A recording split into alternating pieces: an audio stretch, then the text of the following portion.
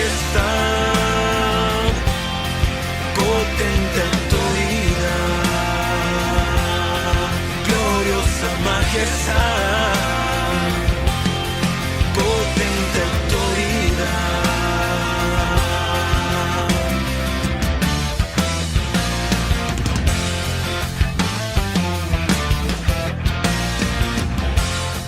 Nos ataba, nos cautivaba y pudimos abrir nuestra vida a este Jesús, a este gran amor de Dios que tuvo a través de la muerte de Cristo.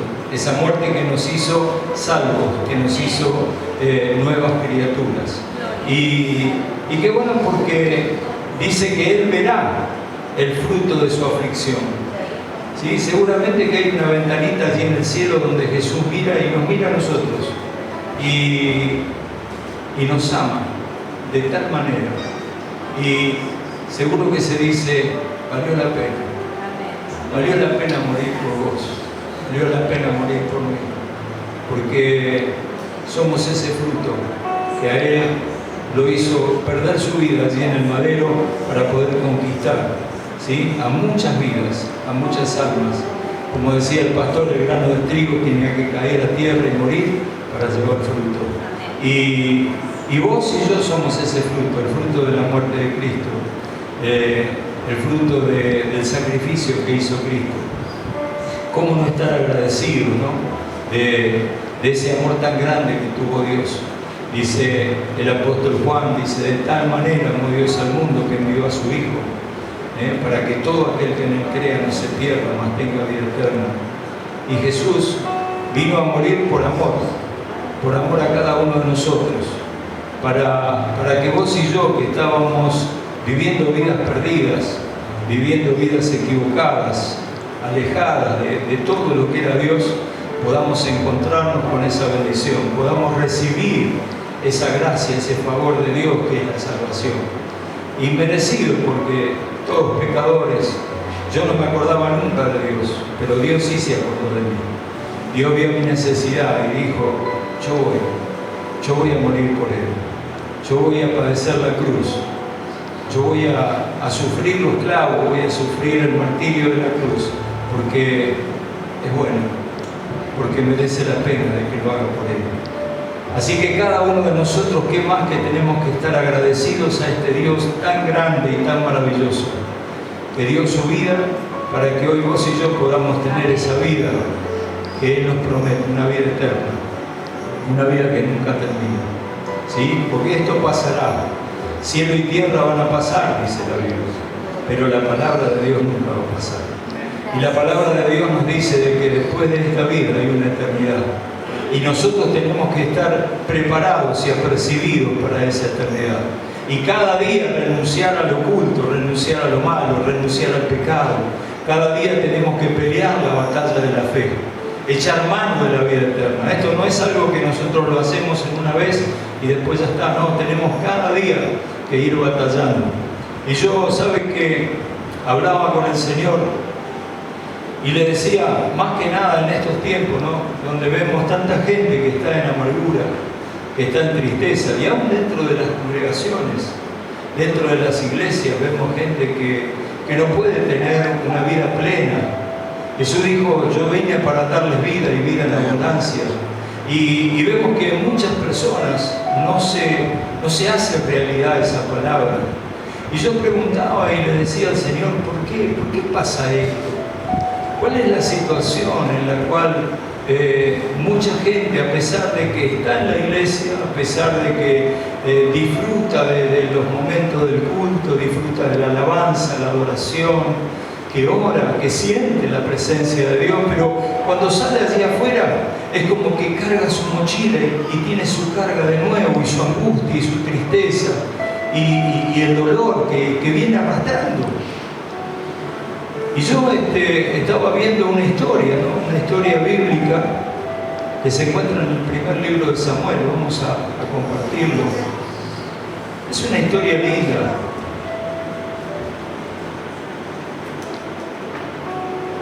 Una historia de una familia como cualquiera de la que hoy nos encontramos en este lugar.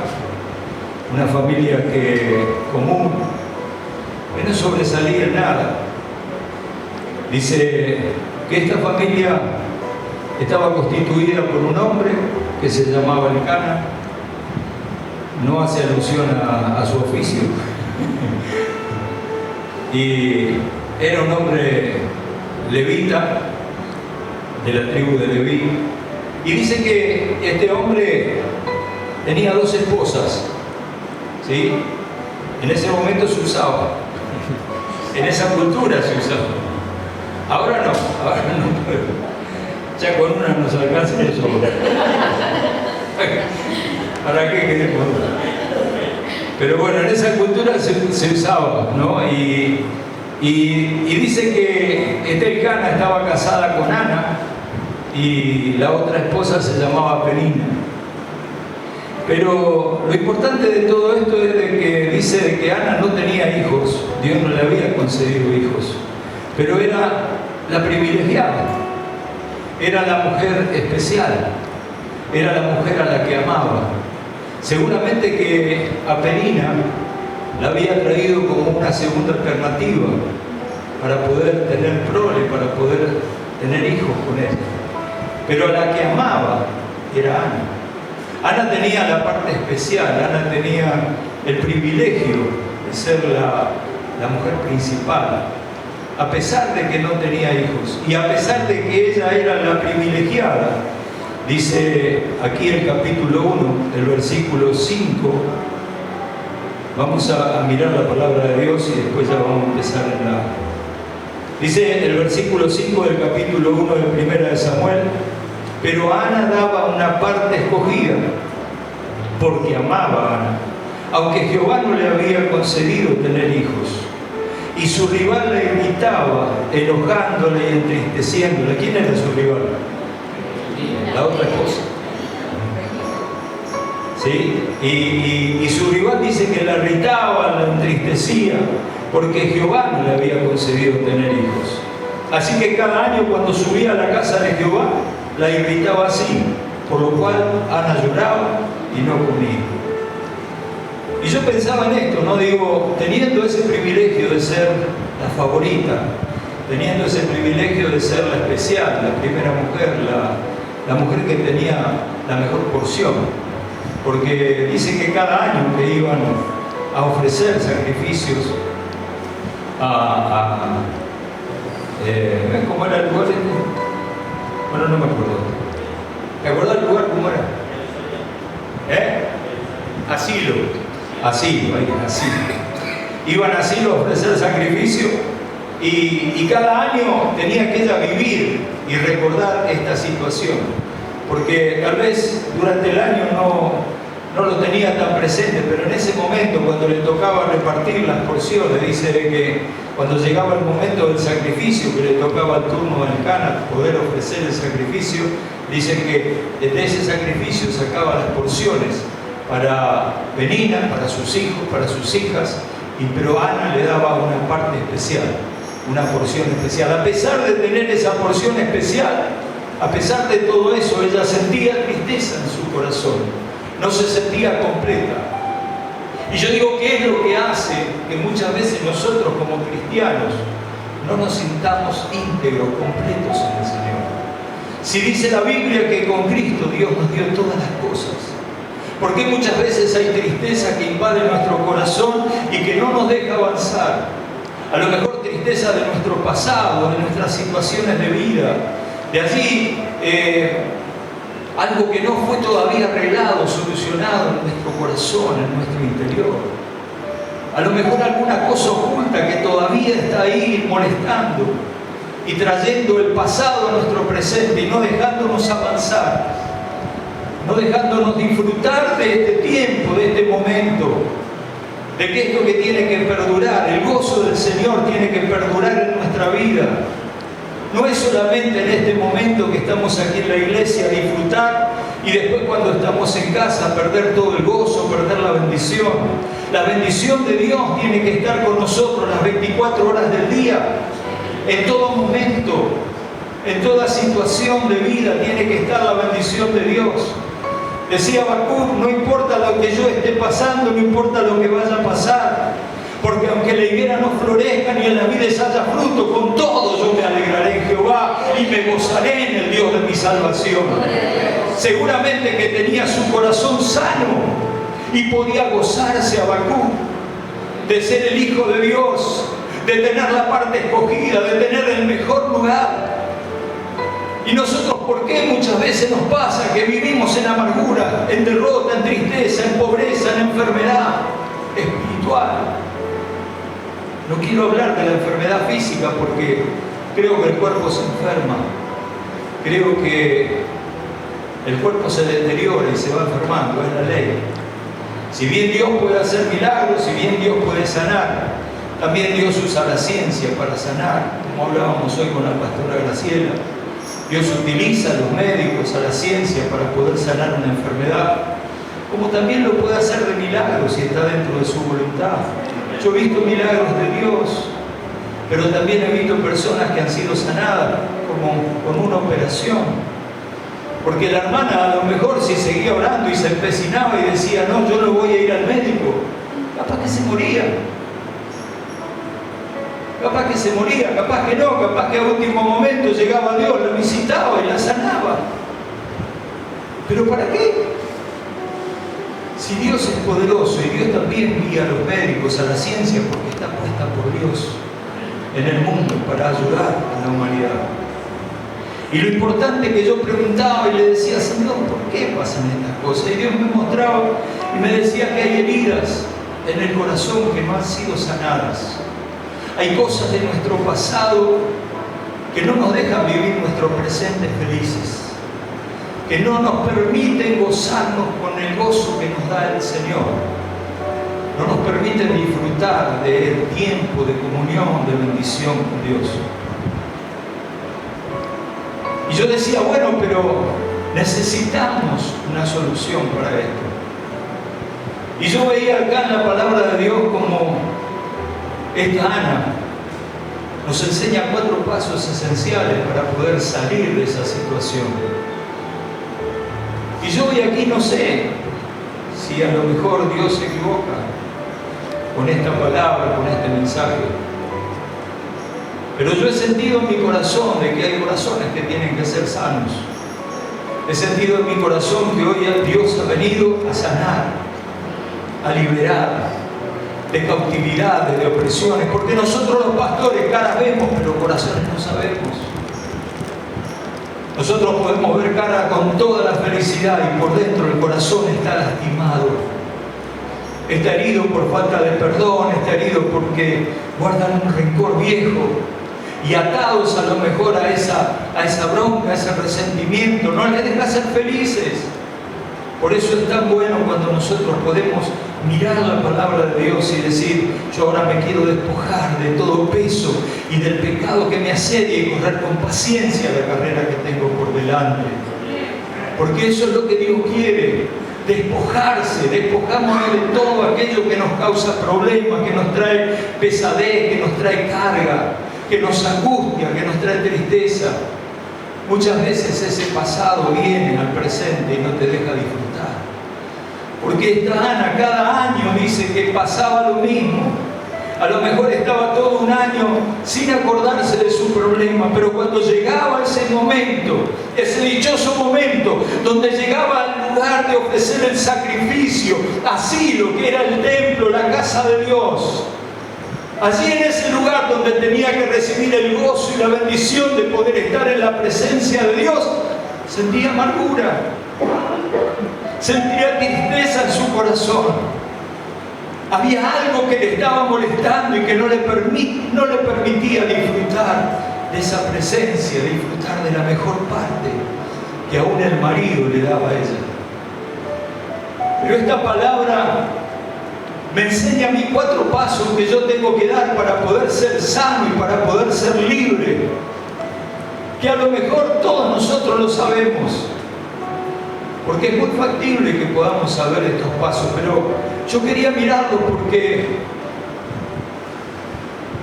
si a Ana le dio resultado, a vos también te va a dar resultados. Si hay algo en tu corazón que te perturba y que te molesta, como Ana fue librada de ese pesar y de ese dolor, a vos también Dios te puede librar de ese dolor. Para que nunca más te vayas de la casa de Dios por un dejo de tristeza, o enfrentando soledades, o enfrentando problemas, dificultades del pasado. Que puedas sanar tus heridas para poder encontrar esa libertad con la que Cristo te hizo libre. Muchas veces cantamos, en Cristo hay libertad, y estamos oprimidos, estamos cautivos de diferentes cosas que nos atan, que nos tienen allí atados, que no nos permiten avanzar, y queremos dar un paso adelante, y cuando viene el pensamiento, la situación, vamos uno para atrás, no avanzamos. Es como ese bote que estaba atado a la orilla, y el borracho se subió y empezó a remar toda la noche, remando y remando y remando. Cuando amanece, el borracho mira y está en el mismo lugar porque el bote estaba atado.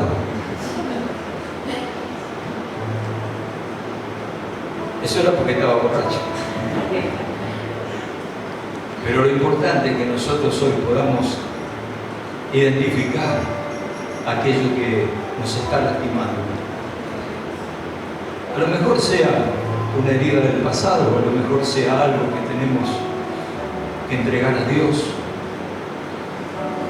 Cuando nosotros tenemos cosas que entregar a Dios, placeres ocultos que tenemos en nuestra vida, que nos causan satisfacción,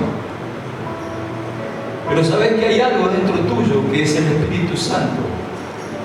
Y el Espíritu Santo, cuando nosotros cerramos el blanco, se contrista. Y esa amargura que tiene el Espíritu por el pecado que nosotros cometemos, se traspasa en nuestra vida y sentimos un estado de tristeza, de dolor. Y le pedimos perdón a Dios. Y pedimos perdón y nos comprometemos y decimos nunca más. Y al tiempo nuevamente caemos. Pero que Dios nos ayude a poder en esta noche, iba a decir mañana, que Dios nos ayude en esta noche a poder renunciar y a poder aceptar estos 4 pasos que nos enseña la palabra para poder ser libres de todo aquello que quiera atarnos. Versículo 9 dice: y se levantó Ana después que hubo comido y bebido en Silo, y mientras el sacerdote Eli estaba sentado en una silla junto al pilar del templo de Jehová. ¿Qué fue lo primero que hizo? ¿Y cuál es el primer paso que nos muestra la palabra de Dios? Levantarnos. Levantarnos. Porque cuando vos querés conseguir algo de Dios, la iniciativa tiene que estar en nosotros. Ella tuvo la iniciativa de venir a morir, de entregar a su Hijo en sacrificio por nuestro pecado. Ahora nosotros somos aquellos que tenemos que mostrar y tenemos que ir hacia Él. Él dice: venid a mí todos los que estáis cargados y trabajados, que yo los haré descansar. No dice: yo voy a ir a sacarte la carga. Porque es una decisión tuya. Es una decisión mía de levantarme y de ir, de acercarme a Dios. El primer paso es levantarse. Cuando Dios quería hablar con Jeremías, no podía hablar en la situación que él estaba. Y allí en Jeremías 18 dice: levántate y ve a casa del alfarero y allí te haré oír mis palabras. Jeremías capaz que estaba tranquilo en la cama, descansando. Si hubiera habido alguno de nosotros capaz que le dice: pero Señor, no me puede hablar acá, ¿para qué tengo que ir a casa del alfarero? Si acá me podés hablar. Pero el tema era que Jeremías tenía que levantarse. Elías le tocó vivir un momento difícil en su vida. Después de haber visto tanta gloria allí, en el capítulo 18, cuando hace el desafío con los profetas de Baal, después por la reina, lo amedrentó, le dijo que lo iba a matar. Se atemorizó de tal manera que lo llevó a caminar y postrarse debajo de un enebro. El enebro significa desesperanza, desaliento. Y allí debajo de ese enebro lo único que quería era la muerte. Y le decía a Dios: Señor, quítame la vida. Pero Dios tenía un propósito con él. Dios tenía un proyecto de vida con Elías, como tiene un proyecto de vida con cada uno de nosotros.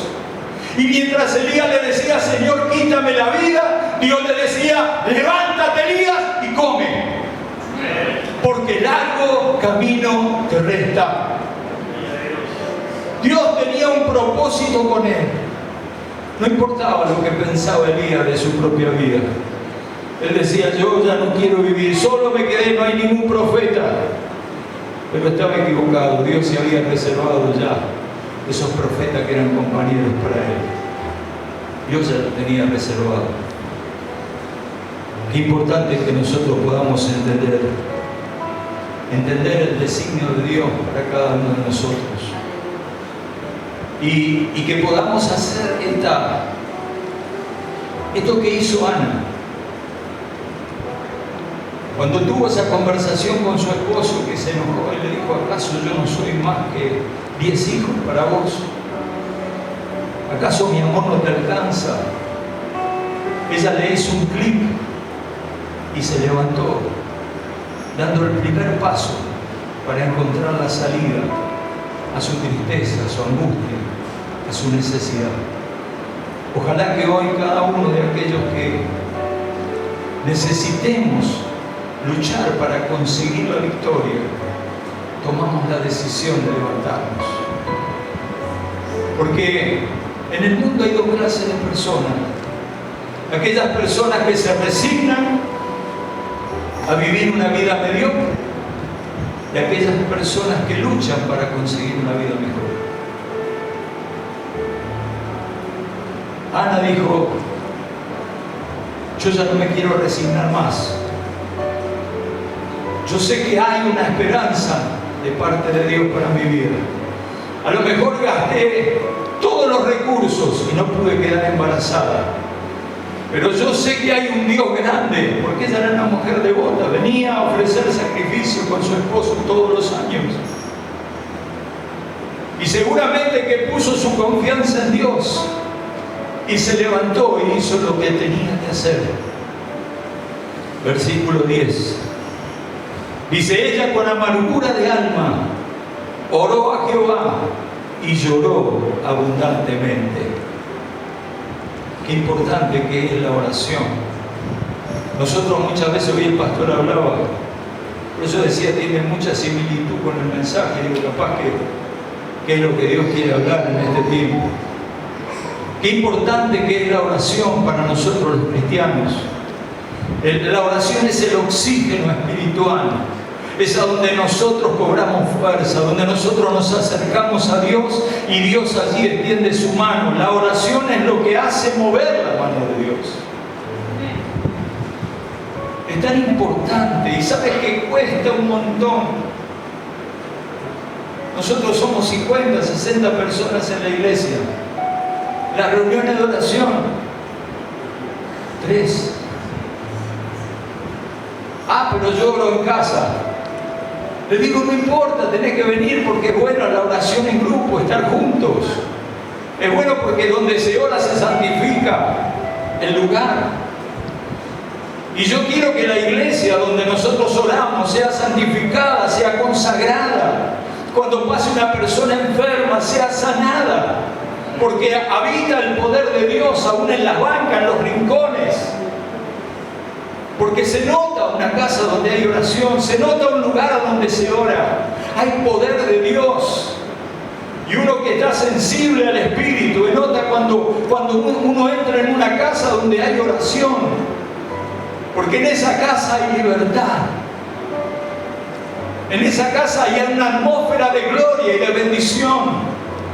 Porque es una casa que se ora y una casa que está santificada por la presencia de Dios. Consagrada a Dios. Y eso es lo que yo le digo al pueblo. Le digo, es necesario que nosotros vengamos a orar a la iglesia. Es bueno que ores en tu casa, pero el día tiene 24 horas, tenés 23 horas para orar en tu casa. Vení 1 hora a orar a la iglesia, junto con el pastor y la pastora. Pero no le quieren aflojar. Cuesta mucho. Cuesta mucho el hacer que la gente ore, busque de Dios. La palabra en Jeremías capítulo 33, versículo 3 dice: clama a mí y yo te responderé y te enseñaré cosas grandes y ocultas que tú no conoces. Si vos querés conocer a Dios, si yo quiero conocer a Dios, es esencial que busque en oración su rostro, que busque su presencia. Hay una regla de oro: pedir y se os dará, buscar y hallaréis, llamar y se os abrirá, porque todo aquel que pide recibe, el que busca halla, y el que llama le será abierto. Es una regla de oro, allí en el libro de Mateo. El mismo Jesús nos instruye a que tenemos que orar. Jesús tenía una vida de oración.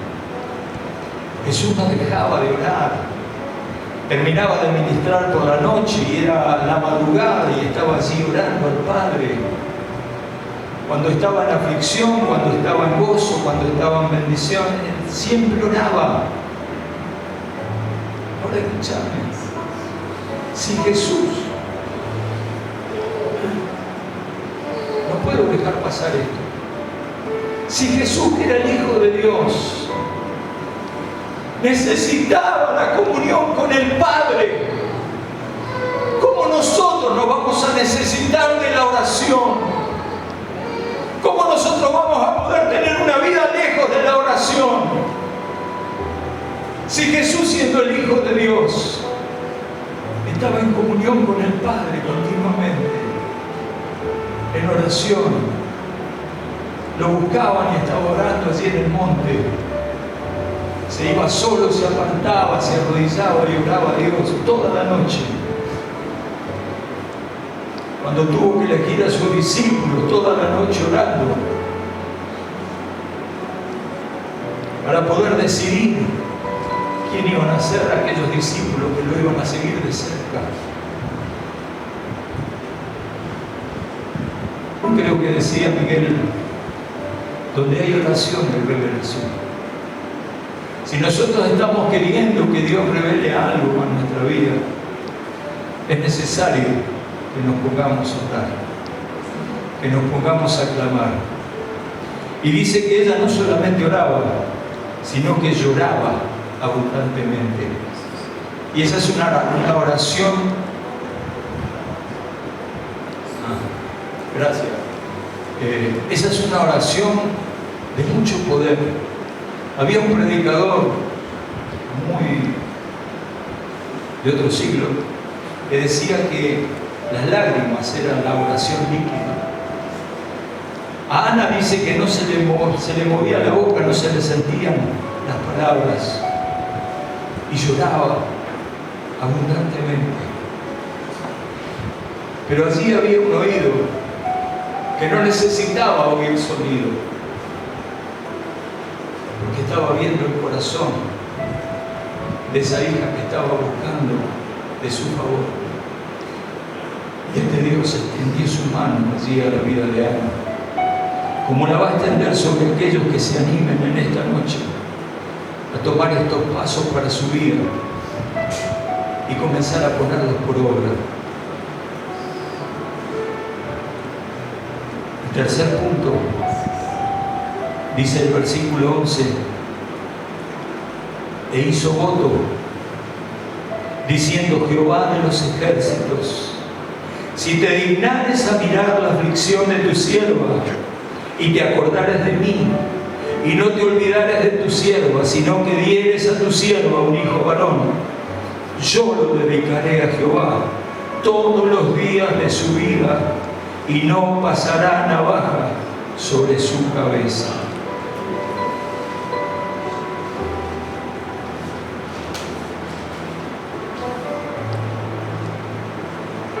El voto es el compromiso.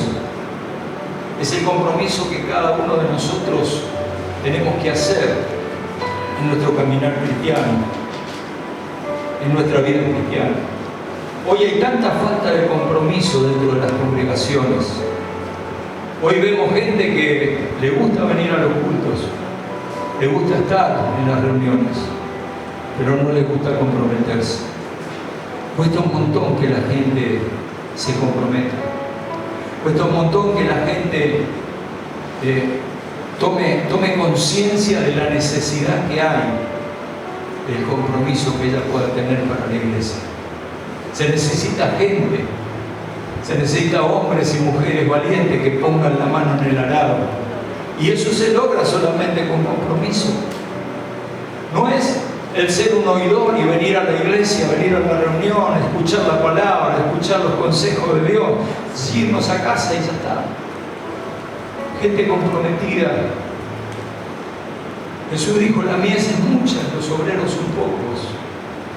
¿Por qué? Porque no hay gente que tome compromiso, que tome la iniciativa. ¿Sabés que yo miraba que el compromiso es como la acción de la oración? A Ana no le hubiese servido mucho estar llorando y estar orando ahí en ese lugar del tabernáculo si ella no tomaba la acción de este voto y no hacía este compromiso. La acción de nuestra oración es poner en marcha aquello que estamos necesitando. ¿Sabés que muchas veces pasa de que nosotros estamos pidiendo algo a Dios y nos quedamos con los brazos cruzados, esperando la respuesta, esperando que Dios haga algo sobrenatural? Pero Dios no trabaja muchas veces de esa manera. Dice que Pedro y Juan, cuando fueron al templo de la Hermosa, allí se encontraron en la puerta del templo con un cojo que lo traían todos los días y lo ponían ahí en la puerta para que pidiera limosna. Cuando el cojo dice que lo vio a Pedro y a Juan, extendió la mano para que le diera algo. Y Pedro lo mira y le dice, yo no tengo ni oro ni plata, mas lo que tengo te doy. En el nombre de Jesús, levántate y anda. Y se quedó con los brazos cruzados así. No. Extendió la mano, lo agarró y lo levantó. Entonces dice que al momento los pies del cojo, se afirmaron. Repito, sea el amor de Dios. Al momento los pies del cojo se afirmaron. Mientras estaba ahí todavía postrado, había recibido la palabra, pero no había recibido la acción de ayudarlo. Y ese cojo estaba con los pies torcidos. Pero cuando recibió la acción de la ayuda del apóstol, dice que los pies se enderezaron y la vida de ese cojo cambió. ¿Cuántas veces habrá querido ese hombre pasar a través de la puerta del templo? Pero no podía, no tenía posibilidad porque era cojo. Tenía un defecto, no había posibilidad de que entrara al templo. Pero en ese momento dice que cuando recibió la sanidad, lo primero que hizo, lo abrazó a Pedro y a Juan y entró saltando adentro del templo. Porque eso es lo que hace Dios cuando Dios hace el milagro en nuestra vida. Podemos alcanzar aquellas cosas que nunca las pudimos alcanzar. Podemos lograr esos sueños que están postergados. Cuando Dios llega a nuestra vida nos hace soñar mucho más alto y mucho más grande. Y podemos alcanzar metas mucho más lejos. Porque ahora lo tenemos a Él de nuestro lado. Esta mujer vivía en amargura y tomó la decisión de decir, no quiero más tener esta tristeza en mi corazón. Entonces dice que se levantó, oró e hizo voto. Se comprometió. Ella sabía que le iba a ser difícil para él. No era fácil para ella este compromiso. ¿Vos te imaginás una mujer que nunca abrazó un hijo, de pronto cuando tiene un hijo, ese hijo 5 años, 6 años, tiene que agarrarlo y llevarlo al templo y decirle al sacerdote, acá está mi hijo por el cual yo estaba orando, y dejarlo ahí y contentarse con verlo una vez al año? Pero era algo que ella tenía pendiente en su vida, el poder ser madre. Y ella se contentaba con eso porque sabía que el hijo donde estaba bien. Estaba en la casa de Dios. Prefería ella misma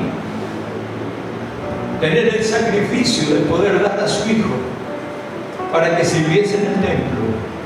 Privarse de verlo crecer, privarse de ver todas las cosas que los niños tienen mientras van creciendo, mientras se van desarrollando. Privarse de eso solamente para poder tener el privilegio de ser madre. Porque en esa cultura, el no tener hijos era una mujer como que estaba maldita, no estaba bien mirada, no estaba bien mirada por la sociedad. Y aparte que lo que le esperaba a Ana era una vejez de tristeza, de soledad, porque los hijos en ese momento, o en esa cultura, en esa sociedad, eran el sostén de sus padres. Cuando no había hijos, la viuda tenía que vivir de la misericordia de los demás. La viuda tenía que vivir de lo que podía conseguir, de lo que podía recibir de los demás. Por eso fue tanta la aflicción de esa mujer que llevaba a enterrar a ese único hijo. Y la procesión lloraba detrás de ella, porque ella no tenía más esperanza, el único hijo que tenía, y había muerto. Y dice que justo Jesús entra en aquel lugar, en aquella aldea, y ve todo eso, y hace detener toda esa procesión. Porque en esa procesión había muerte, pero llegaba la vida a aquel lugar. Y Jesús detuvo y lo llamó a ese joven a que se levante. Y ese joven se levantó y se lo entregó a la madre. Para la viuda se había acabado el problema. Porque si no, verdaderamente iba a tener una vejez difícil. Lo vemos también en la vida de Ruth, de Noemí, donde tenía ella perspectivas de una vejez de miseria, pero Dios revierte todo, Dios cambia todo y la hizo, le dio una bendición especial allí en lo último de su vida. El cuarto paso está en el versículo 17, ya para ir finalizando. Después de una larga charla que tuvo con el sacerdote allí en el templo, donde el sacerdote le decía que estaba borracha, que por qué venía borracha, que dijera el vino y que se vaya a su casa. Y ella le hablaba y le decía, yo no soy una mujer borracha, yo soy una mujer afligida, una mujer que está triste por mi situación. Y el sacerdote le dice, Eli respondió, versículo 17, y le dijo, ve en paz, y el Dios de Israel te otorgue la petición que le has hecho. Y ella con esa palabra se levantó, dice el versículo 18, y ella dijo, halle tu sierva gracia delante de tus ojos.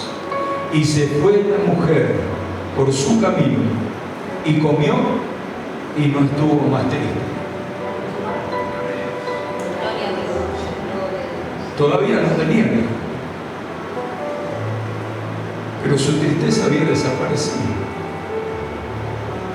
Porque había podido dejar sus cargas, Había podido dejar toda aquella amargura que la estaba atando y que la cautivaba. La pudo dejar a los pies del Señor. Pudo descargarse de todo ese peso. Y pudo creer que Dios había escuchado su oración. Hay corazones que necesitan arrancar la amargura de adentro. Hay corazones que necesitan en este tiempo ser libres de la tristeza. Hay corazones que necesitan ese encuentro genuino con Dios. Dice que ella, cuando salió de ese lugar, salió transformada. Ella había entrado con gran amargura en el alma. No dice cuántas horas estuvo orando ni cuántos minutos, no lo dice la Biblia. No dice cuánto pasó esa secuencia.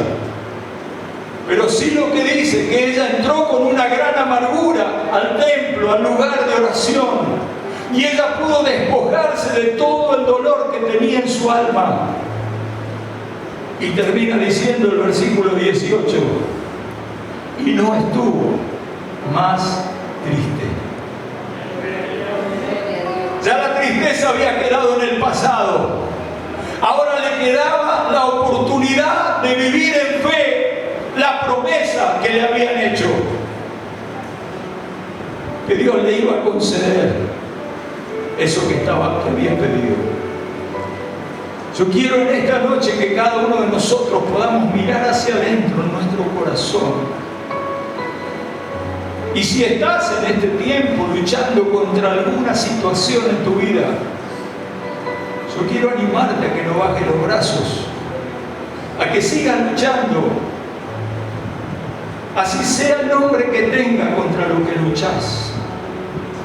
Alguna debilidad, algún fracaso espiritual, algo que te quiere atar y que te tiene cautivo allí, no te permite avanzar. Y estás acá, recibís el gozo, la bendición, y cuando salís llegás a tu casa y de vuelta lo mismo. La tristeza aflora de nuevo, la carga aflora de nuevo. Hoy es el tiempo para que nosotros nos despojemos del peso de la carga. Hoy es el momento en el cual nosotros tenemos que poner toda nuestra confianza en Dios. Yo no sé qué es lo que está pasando, no sé cuál es la situación que vos estás viviendo, pero sé que dentro de esos dos tipos de personas que existen, aquí en este lugar seguramente que hay de los dos, y no sé contra quién o con qué persona te identificás. Si son con las que se resignan de decir, yo ya no voy a poder salir de esto. Yo no voy a poder salir de esta situación. Hace tantos años que está conmigo este dolor, que no voy a poder vencer. Están aquellas personas que se animan a luchar, como luchó Ana, para cambiar su realidad. ¿Cuál es tu realidad? ¿Cuál es tu realidad?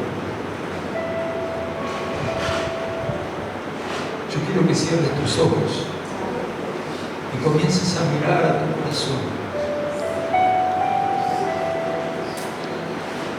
Comiences a ver hacia adentro. Si alguien en algún momento de tu vida te lastimó, porque esto es lo que me dijo Dios. Si alguien en algún momento de tu vida te lastimó, y allí muy adentro esa herida todavía está abierta, que vos puedas decir, elijo perdonar a esa persona. Porque la falta de perdón te ata a aquella persona que te ha lastimado, que te ha dañado.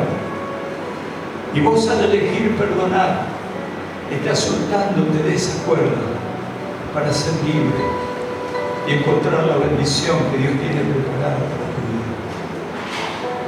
Por eso es tan necesario que en este tiempo vos puedas escuchar esta palabra y comenzar a ponerla por obra. Creer que Dios está ahí presto con su mano extendida para bendecirte. Que no es imposible, que todavía hay tiempo. No te dejes engañar por aquello que te dice, ya no hay esperanza. Elías estaba debajo de ese nebro pensando de que ya no había más posibilidad para él. Pero sin embargo Dios le había encomendado una tarea nueva. Dios no lo quería ver debajo del enebro, destruido, caído, cansado, lleno de temores. Dios le dijo, todavía tenés mucho camino por delante. Levántate porque tengo una tarea para vos. Sé feliz en el Señor. Gozate en el Señor y en el poder de su fuerza. No dejes que el pasado te invada y te llene de rencores y cosas feas. No dejes que el pasado llene tu presente y no te deje avanzar al gozo del Señor. Este es el momento en el cual tenemos que mirar hacia adentro. Papá, esto es lo que vos me diste, Dios, para compartir con tu iglesia. Y sé que tal vez, Señor, hay heridas que tienen que ser sanadas. Tal vez hay situaciones del corazón que todavía no han sido entregadas ni rendidas a ti. Pero yo sé, oh Dios, que a partir de esta palabra vamos a tomar conciencia, oh Dios, de lo bueno y agradable que es estar en la comunión contigo, de poder disfrutar el gozo de la salvación, de no permitirle al diablo con el dedo acusador que nos venga a señalar, de poder despojarnos, Dios, de viejos rencores, de resentimientos del pasado, de aquello que nos ha lastimado. Padre, yo presento a este pueblo para que tu bendición sea sobre cada una de sus vidas, para que tu presencia, oh Dios, en esta noche se manifieste en cada uno. Abrir nuestros ojos espirituales, Dios. Despertar nuestros corazones, Señor. Necesitamos de ti, oh Dios. Ayudarnos, Padre, a dejar atrás todo peso, todo pecado, toda soledad, toda angustia. Ayudarnos, Dios, a poder seguirte con alegría y con gozo en el corazón. Oh Espíritu Santo de Dios, tú eres aquel, oh Dios, que llena nuestra vida y nuestra alma de paz. Y aquellos que hoy tal vez están cargados por alguna angustia, trabajados por alguna situación de dolor, esta palabra es para tu vida, para que vos puedas despojarte ahora y puedas comenzar a caminar en un camino nuevo, en un camino vivo, de la mano de Jesús. Yo quiero invitarte. Si hay alguno que tiene una necesidad y quiere pasar acá adelante, vamos a estar orando con los pastores. Vamos a estar pidiéndole a Dios por tu vida. Tal vez el dolor no viene de vos, sino viene de alguna situación en tu familia. Algo que tal vez te causa tristeza, dolor en tu corazón. Dolores por los hijos, por los nietos. Tantas cosas pueden causar tristeza. Pero es necesario que toda esa tristeza la podamos depositar a los pies de la cruz y podamos decirle a Dios: sé propicio en mi vida, Señor. Necesito, Dios, de tu cambio. Ya no quiero estar más triste, Señor. Quiero ser como Ana, que regreso a casa con un corazón cambiado, un corazón transformado. No le quiero dar más lugar, Dios, a ese dolor en mi vida. Quiero ser libre. Y en esta noche seguro que la mano de Dios va a estar haciendo la obra. Y tu vida va a salir de este lugar de una forma diferente. Yo quiero invitarte, ponete de pie. Si hay alguna necesidad, querés pasando. Si no, ya le entrego a la pastora.